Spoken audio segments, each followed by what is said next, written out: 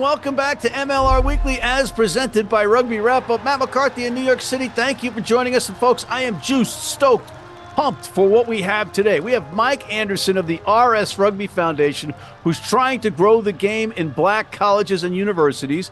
We have John Fitzpatrick of Rugby Morning, and we have Brian Ray of America's Rugby News. Rugby Wrap-Up's MLR Weekly brought to you by Sheehy Auto Stores. It's easy at Sheehy. The Pig and Whistle, New York City, the world's best rugby pub. And Lean and Limber, stretching your way to a healthier lifestyle.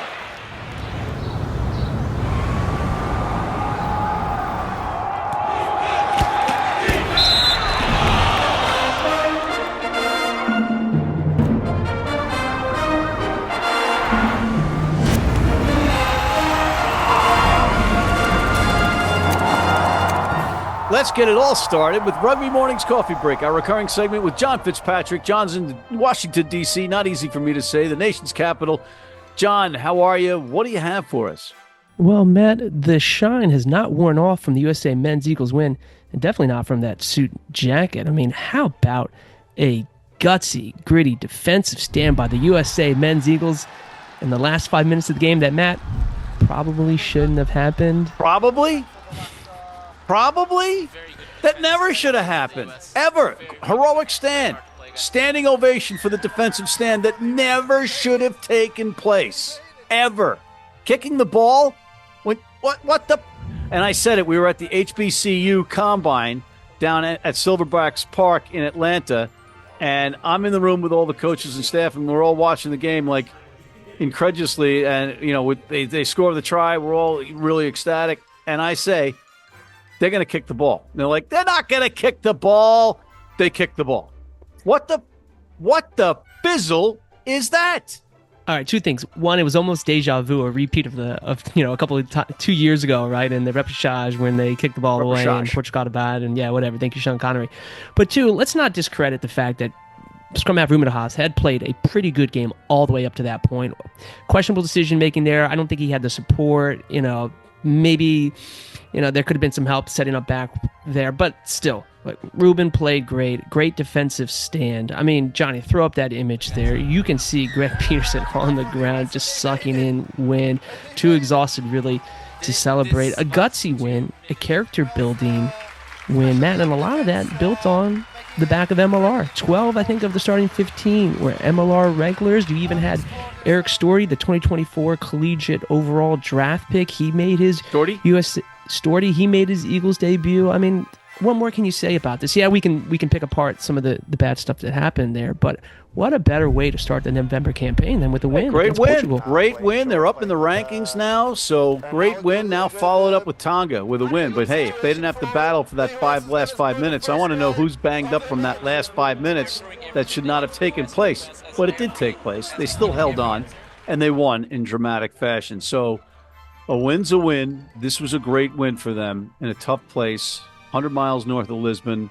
I just wish, as the viewing audience, we had maybe a little bit of a better experience with maybe the broadcast team. That's all I'm saying.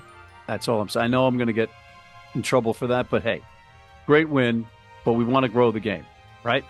Okay, next. Hey, let's go up north, our northern neighbors there, Canada. Matt, not a great result against Chile. They lost 44-14. You check on your boy. He's in the green room, Brian Ray, who's, if you didn't know it, he's from Nova Scotia. That's in Halifax, folks, in Canada. Canada's above the United States. It's the 51st state, in case you didn't know. Crazy times in Canada, especially with the success of the women's team in 7s and 15s. The men are an abject disaster. What more can be said about that? I mean, look, practically the entire Canadian national team are made up of players in MLR. They've got the talent. They've got the desire. I feel like there's something else. Maybe I'm hinting at it. There's a lot of people saying there needs to be some type of change. Maybe it should be Brian Ray. Brian Ray said it should have been Scott Matthew. I won't go any further, but I feel bad because the women's team is obviously fantastic. What else you got? Now, I wanted to close out on this. I'm sure you saw it, and I know you're a New Yorker. You're a diehard Yankees fan, but I hate the Yankees Okay, but the LA Sevens, they are going to host the World Championship, the final stop of the HSBC World Rugby Sevens Series for 2025. Matt, I got a burning question for you. Is LA a rugby town? They haven't proven to be, so I'd love to be proven wrong. And when is this tournament? Do we know? Yeah, it's May 3rd and May 4th. May 3rd and May 4th during the MLR season, right? Yeah. Why do they keep doing this? Why can't we work in conjunction with each other, folks? Why not, maybe have, no, you can't do it. You can't have can you have an MLR kick off that night, Saturday night at 9 p.m.? You can make it work. You could do a weekend. You could make it work. Do that. They should do that, for God's sakes. Maybe they are, and I'm speaking prematurely. But let's do that if we can. Okay. What else, John? Matt, that is it. I know you're all about premature, so why don't we just cut it short here? All right. Thank you to John Fitzpatrick of Rugby Morning. We'll be right back after this. Digs like a demented mole there. Need a great price on a new vehicle? Sheehy makes it easy. Easy Price shows you our lowest prices on the Mid-Atlantic's largest selection. Find your best price online or at any of our 31 dealerships. It's easy at Sheehy. Sheehy.com. You need your cleats? You need them tomorrow? If you order today by 3 p.m. New York time or noon LA time, they can have them to you tomorrow. Young, old, male, female, if you're playing on turf, if you're playing on grass, if you're playing in the rain, you're playing in the heat, they've got you covered. RugbyNow.com. Go there now. And we are back, and we're back with Mr. Mike Anderson of the RS Foundation. Michael, welcome to MLR Weekly, and tell us who the heck you are. My name is Mike Anderson. I'm the president of the James E. Robertson Clive Sullivan, a.k.a. also known as R S Rugby Foundation. We had a dream and a vision one time, had come up with a mission. The mission is to provide historically black colleges and universities with the resources they need to develop, grow, and flourish in the game of rugby, and pretty much, to establish a sustainable HBCU presence in the USA Rugby community as well as World Rugby, actually.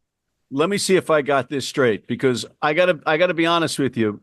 I got up to speed because of Gift Belu and John Bradshaw Layfield, the WWE Hall of Famer, who works with Memphis Inner City Rugby, started Beyond Rugby Bermuda, or co-founded it. And these guys are pointing out to me, specifically Layfield, believe it or not, the lack of African Americans in the Eagles pool and throughout the MLR.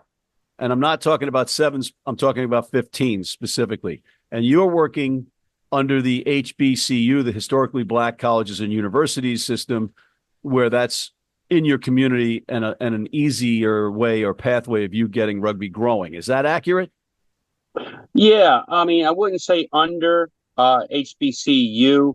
We are trying to work with them and help them grow the game. The disconnect is just awareness, knowing, education, knowing about rugby in whole. The model we're doing is not an unforeseen model. I mean, the NFL did it, the NBA did it, lacrosse did it, so we are just trying to bring more of us in my community to the game of rugby. And the best avenue is the HBC community that I see.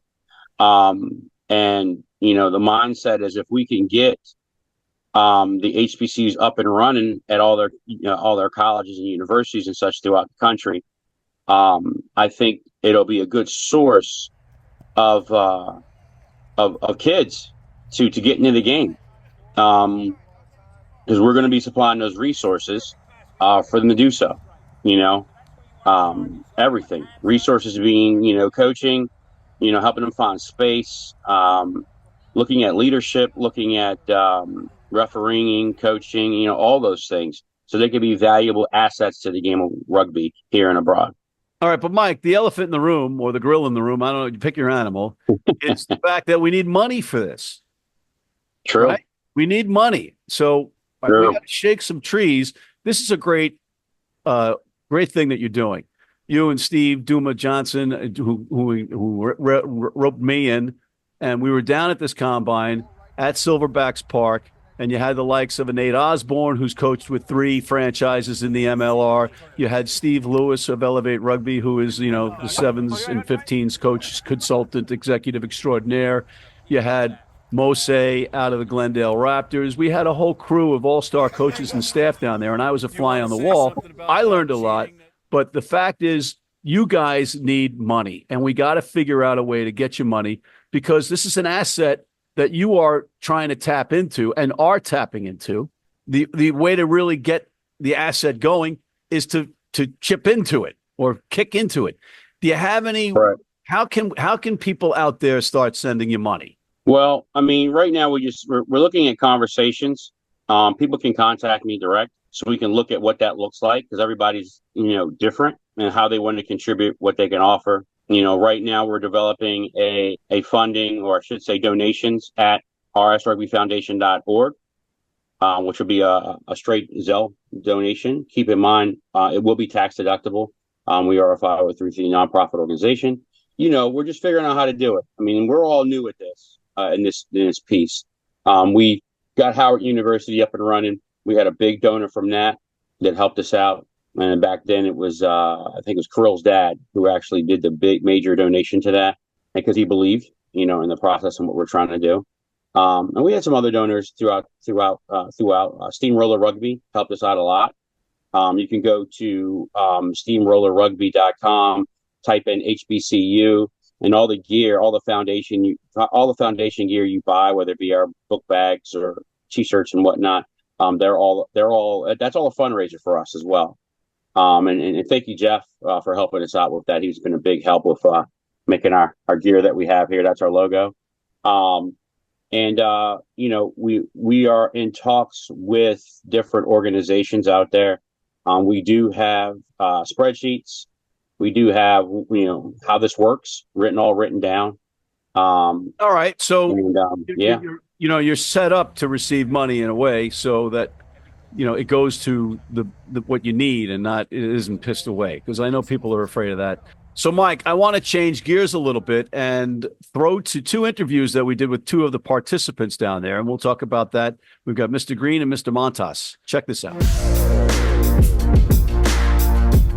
So, Nick, we met off camera. I came over because you were watching, and I'm like, that guy should be playing rugby if he hasn't played rugby already. So I was we're looking at the college kids, but we're like, okay, we're all frothing at the mouth, going to recruit you to play rugby, but of course you already are. So you just wanted to see how this is, and you're friends with Freddie, who's here. Right. But within 10 seconds, you're helping a kid that's a prop. Talk about that.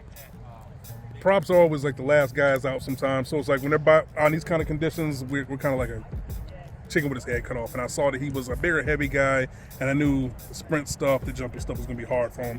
So just all the stuff I learned from my guys who's trained me all the way from Tiger Rugby, all the way up to Salvador Valley, down here to AOW and 404 Academy. All the things I learned from a lot of those guys, I wanted to give to him. Because he's brand new. I can tell he has a football background. I can tell by the body build, the way he walks and the way he moves.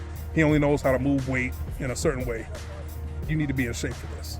And I can tell right now he's getting all that learning right now. He needs to learn it, and I'm going to do anything I can to help him. Well, within 10 seconds. Within 10 seconds. You dramatically changed how he was able to run. And I'm not kidding. I saw you go over there. You saw immediately how his stance was off, trying to run the 40, and you corrected him. And, one big guy talking to another big guy helps. Exactly. He felt more comfortable. Yeah. Because I think he saw that everybody else was literally probably 100 pounds lighter than him out here, and he saw somebody else who played his position.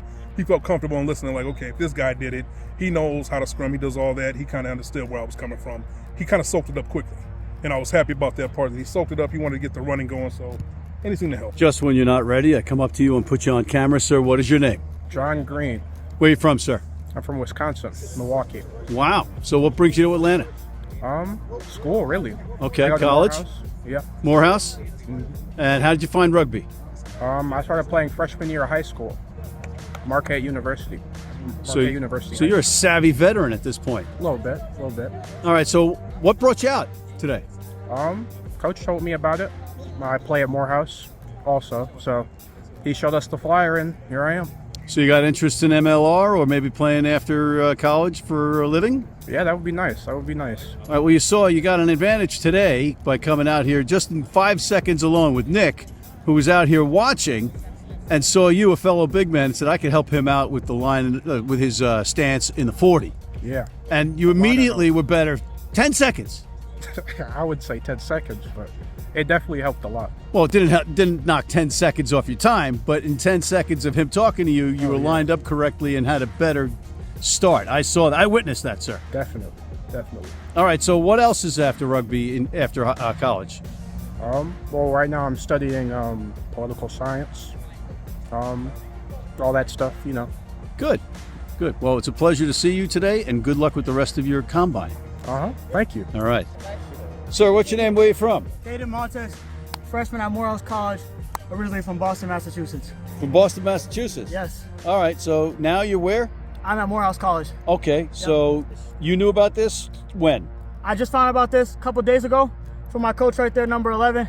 He told us about it, told us it's a good place to get our name out, learn some more about rugby, and just come and have a good time, get a good workout. And how did you find rugby in your life? All right, so at my high school, originally, we didn't have a team, but one of our first coaches, the founder of our club, who sadly passed away, he introduced rugby to us. It started as a club, and then we gained a lot of traction, and then we were eventually able to play and convince the board to let us be a team, get some funding, and then we've been going on since then. In the high school? Yeah. Wow, that's cool. So what position you playing? Right now, I'm playing back. I'm playing as a center and I'm playing as a wing. In high school, I played outside center.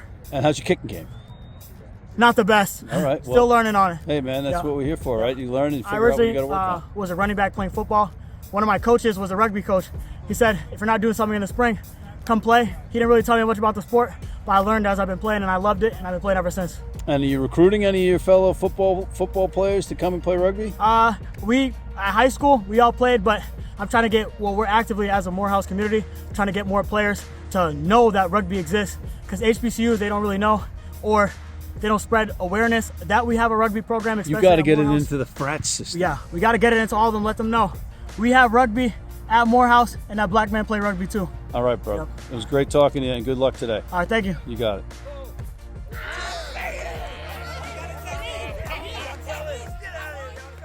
All right, so you just heard from them and the invaluable experience that they had at that combine.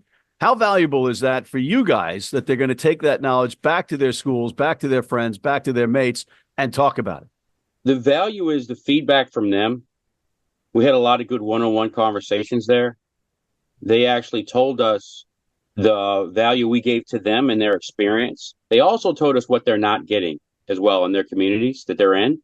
And that's a big piece of why our foundation exists, is to be the resources for them at their colleges. Say thank you to all the coaches that showed up. I mean, having Steve Lewis there, Nate Osborne, who's incredible as well. I mean, just him bringing his knowledge from the Dallas Jackals. Nate Osborne, who was USA Rugby coach at one time, 15 or 16 or something like that, 16 and 19. 2015 World Cup. Yeah. So, I mean, we have the quality. We had guys coming from Paris. We had guys, actually two guys come from Paris. And, we had the quality there. I think the kids got one-on-one coaching. They received, coaches that actually cared about the game. Yeah. There wasn't anything there that I've seen that was from any coaching I've seen in the past. This was all new, groundbreaking stuff.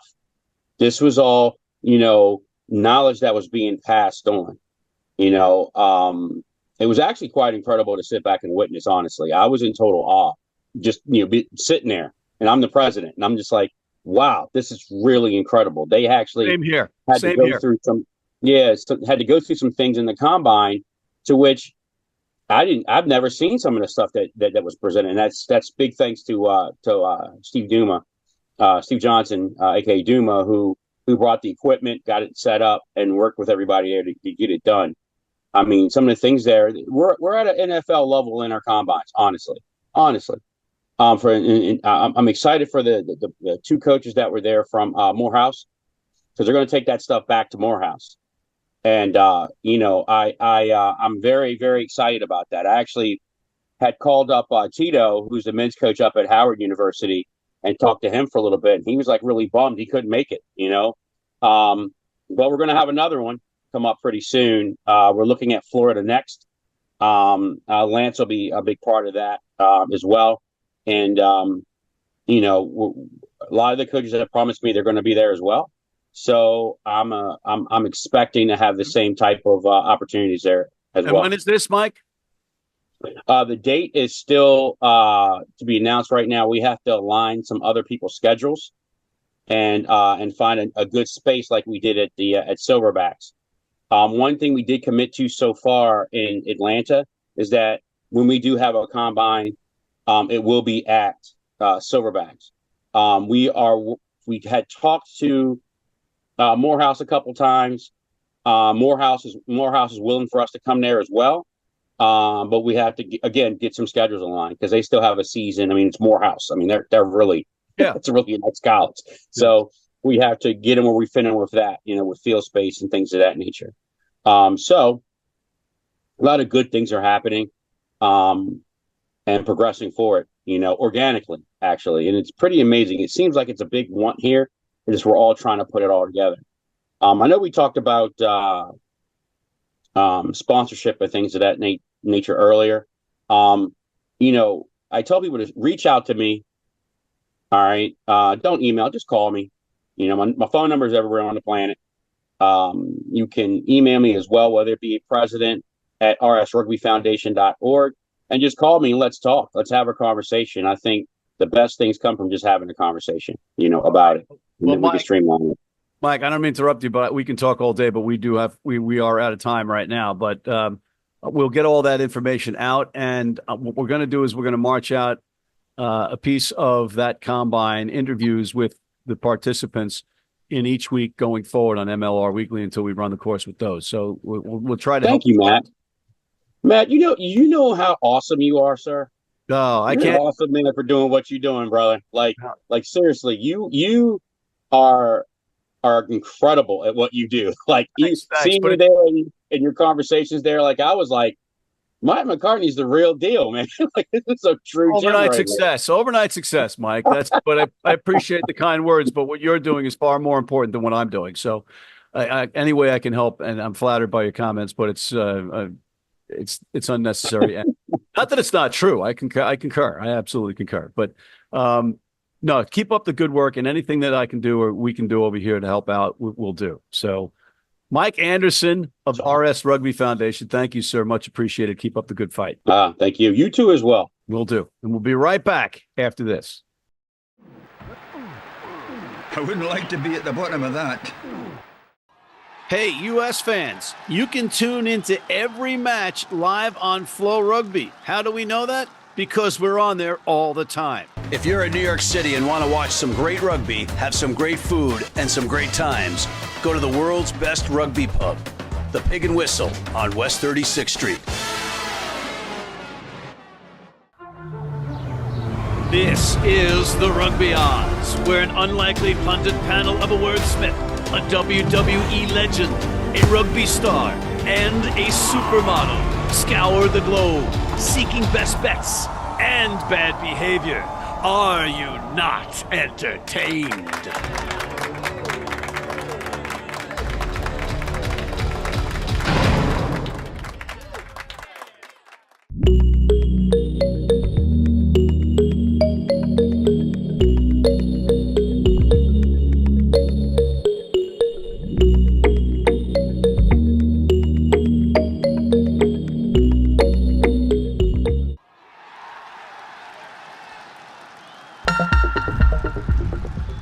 And we are back with Mr. Brian Ray of America's Rugby News, which you need to check out, americasrugbynews.com. Brian, welcome back to MLR Weekly. How are you? Mixed emotions after kind of mixed results for North American teams this past weekend.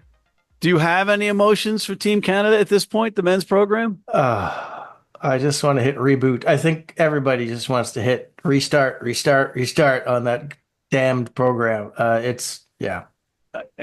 We just had John Fitzpatrick on earlier to start the show, and we talked a little bit about this, and he asked me about the end of the match and the heroic defense by Team USA, and I said it never should have happened. And that the kick never should have taken place. But you seem to have a different opinion.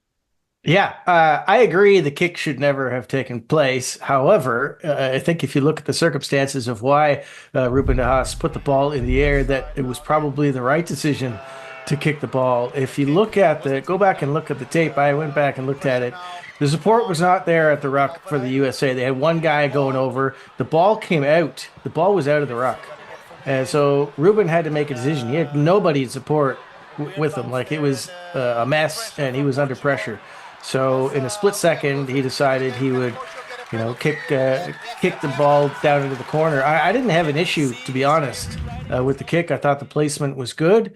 It was down in the corner, didn't quite, make grass, but at least it was in the right spot in the field. And then Portugal, they kicked it back. If you're in their situation, don't you want to keep the ball in hand with seconds to go? But they kicked it back. So the Eagles had another opportunity there. McGinty tried to stay on his feet. Support didn't arrive quick enough. It was slow, and then they had the turnover. So I think McGinty's trying to kill the clock, and well, he's trying to just his priority at that stage, because he knows he's under pressure. One, he can try to hoof the ball back down the field, or he can dance around, try and keep his feet till support arrives and hope they win the ruck, which is what he was trying to do, and he did okay doing that. But the support was just too slow getting to him. So our guys were obviously tired at that stage. I don't know how they got the energy to make that defensive stand. But you can look at it and you can say, they kind of made a hash of it. They almost did. But I just think that's kind of a team thing. They weren't maybe, used to when's the last time they had to grind out a win like that in the last second? It's been a while. So I think that's something they'll clean up on the tape.